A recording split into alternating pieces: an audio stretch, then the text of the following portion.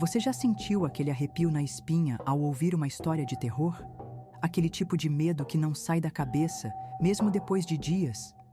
Bom, se você acha que já viu tudo no mundo do horror, prepare-se. O terror japonês vai te fazer repensar o que é realmente assustador. Sabe aquela sensação de que algo está errado, mas você não consegue explicar o porquê? É exatamente isso que o terror japonês faz tão bem. Enquanto o Ocidente aposta em sustos fáceis e monstros caricatos, o Japão mergulha fundo no desconhecido, explorando nossos medos mais primitivos e irracionais. Mas aqui vai um spoiler. O que torna o terror japonês único não são os gritos ou o sangue, é a maneira como ele brinca com a nossa mente.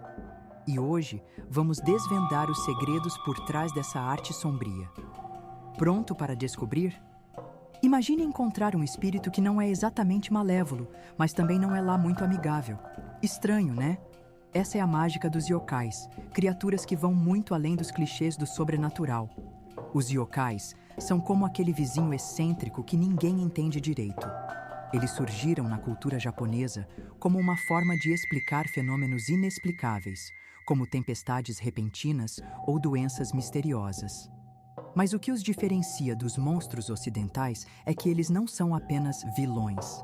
Alguns até ajudam os humanos. Por exemplo, conheça o Nukekubi, uma mulher cuja cabeça se separa do corpo à noite para caçar vítimas. Parece bizarro, certo?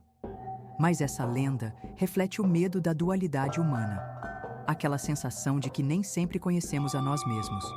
Outro exemplo clássico é o Kuchisake Onna, uma mulher com uma máscara cirúrgica que pergunta: "Sou bonita?" Se você disser que sim, ela tira a máscara revelando uma boca rasgada. Um aviso sobre a obsessão pela aparência, talvez? Enquanto o Ocidente foca em monstros como vampiros ou lobisomens, símbolos do mal absoluto, os yokais representam forças naturais ou emoções humanas fora de controle.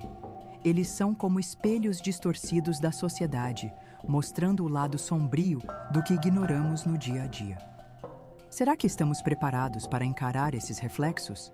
Lembra quando você assistia alguma coisa na TV e, de repente, aquela história parecia meio real demais? No Japão, isso não era só coincidência, era estratégia. Nos anos 1990, programas como Honto ni Atta Kowai Hanashi, histórias assustadoras que realmente aconteceram, dominaram as telinhas japonesas. Eles apresentavam relatos supostamente reais de encontros com espíritos vingativos, ou onryo, usando um formato minimalista que deixava o público com a pulga atrás da orelha.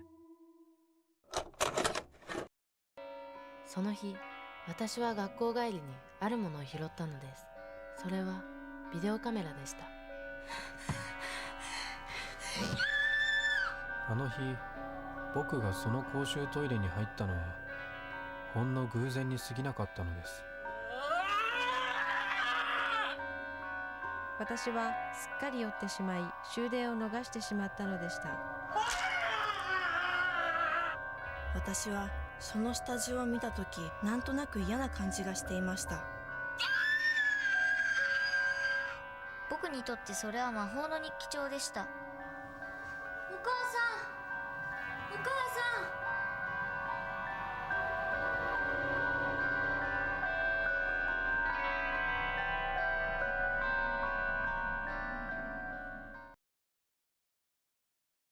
O segredo estava na simplicidade. Sem grandes efeitos especiais, esses programas usavam silêncio, iluminação sombria e câmeras fixas para criar tensão. Era como assistir a uma peça de teatro onde o palco era sua própria imaginação. E sabe o que é mais assustador? Quando você começa a questionar: isso realmente aconteceu? Além disso, havia outros programas icônicos como Gekisha no Yoru, Noites de Horror, e Kowabana. Este último era famoso por suas histórias contadas em primeira pessoa, como se alguém estivesse sussurrando segredos sombrios diretamente no seu ouvido.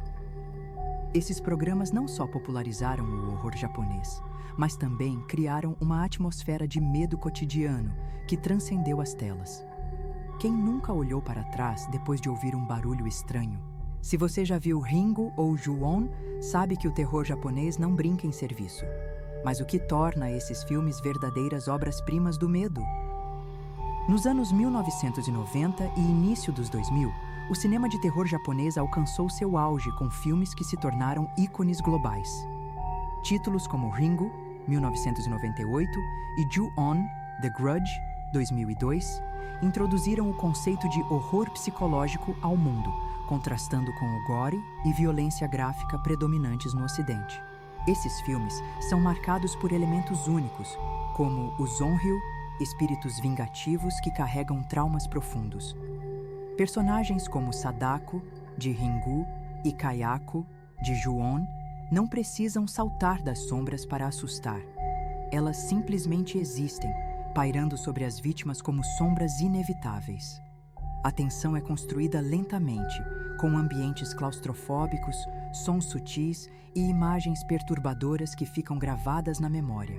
E não podemos esquecer os clássicos modernos, como Dark Water, 2002, que explora temas de maternidade e negligência emocional, ou Audition, 1999, que mistura romance e horror de maneira inesperada. Cada filme é uma lição sobre o poder do desconhecido e do irracional. Porque, afinal, o que não entendemos é sempre mais assustador. Se o terror japonês é como uma tempestade silenciosa, o ocidental é uma explosão nuclear. Mas qual dos dois realmente mexe com o nosso subconsciente? No Japão, o sobrenatural é tratado como parte integrante da realidade cotidiana. Espíritos e fenômenos paranormais são aceitos como normais, mas profundamente perturbadores. Já no Ocidente, o sobrenatural muitas vezes é exagerado ou usado como ferramenta de entretenimento, com foco em monstros visíveis e confrontos diretos. A construção do medo também é diferente. Enquanto o terror japonês se baseia em sugestão, atmosfera e suspense psicológico, o Ocidente prefere sustos repentinos, jump scares e violência explícita. É como comparar um poema introspectivo com um blockbuster hollywoodiano. Um exemplo clássico é a comparação entre Ringu e seu remake americano, The Ring. O original japonês foca na atmosfera opressiva e no destino inevitável das vítimas, enquanto o remake adiciona explicações científicas e um final mais otimista. Quem ganha nessa disputa? Depende do que você prefere, um medo que ecoa dentro de você ou um susto passageiro. Então, o que aprendemos hoje? Que o terror japonês não é só sobre sustos, mas sobre mergulhar nas profundezas do que nos assusta de verdade. Esse gênero único reflete a cultura, história e valores do Japão, explorando temas como trauma emocional, culpa e isolamento. Ele nos lembra que o maior medo não vem de fora, mas de dentro de nós mesmos. Agora, quero saber: qual é o seu filme ou lenda japonesa favorita? Deixe nos comentários e vamos discutir. E se você quer continuar descobrindo mais sobre o fascinante mundo do terror, não se esqueça de se inscrever no canal e ativar as notificações. Afinal, o próximo vídeo pode ser exatamente o que você precisa para perder o sono.